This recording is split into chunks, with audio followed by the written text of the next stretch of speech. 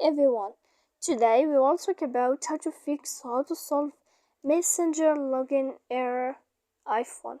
To know how to solve Messenger login error iPhone, you should just go to settings like this. You will click.